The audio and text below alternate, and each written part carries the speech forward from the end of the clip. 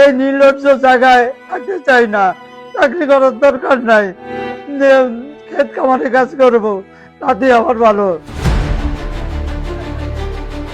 জাতীয় বিশ্ববিদ্যালয় অধীন স্নাতক পরীক্ষা চলাকালে নোয়াখালী সরকারি কলেজের অধ্যক্ষের কার্যালয়ে ভাঙচুরের অভিযোগ উঠেছে ছাত্রদল নেতাকর্মীদের বিরুদ্ধে। এ সময় শিক্ষকদের গালমন্দ, নাজেহাল ও শারীরিক লাঞ্ছনার ঘটনাও ঘটে। এই ঘটনায় সিসি ফুটেজে দেখা যায় কয়েকজন ছাত্রদলের কর্মী অধ্যক্ষের কার্যালয়ে ঢুকে ভাঙচুর করে। ভাঙচুরের সময় অধ্যক্ষের কার্যালয়ের একটি কক্ষে বসে দুপুরের খাবার খাচ্ছিলেন অধ্যক্ষসহ বেশ কয়েকজন। এ সময় কলেজ ছাত্রদলের সভাপতি রাশেদুল ইসলাম সহ একদল নেতাকর্মী কার্যালয়ে ঢুকে তাদের গালমন্দ করেন এবং খাবারের টেবিল থেকে উঠে যেতে বাধ্য করেন। কলেজ কর্তৃপক্ষের অভিযোগ, বিভিন্ন উন্নয়ন কাজ ও পরীক্ষার ফি আদায়ের ক্ষেত্রে চাঁদা না দেওয়ায় কিছুদিন ধরে ছাত্রদলের কয়েকজন নেতাকর্মী কলেজে অস্থিতিশীল পরিবেশ তৈরি করে আসছে। এরই ধারাবাহিকতায় এই হামলার ঘটনা ঘটেছে।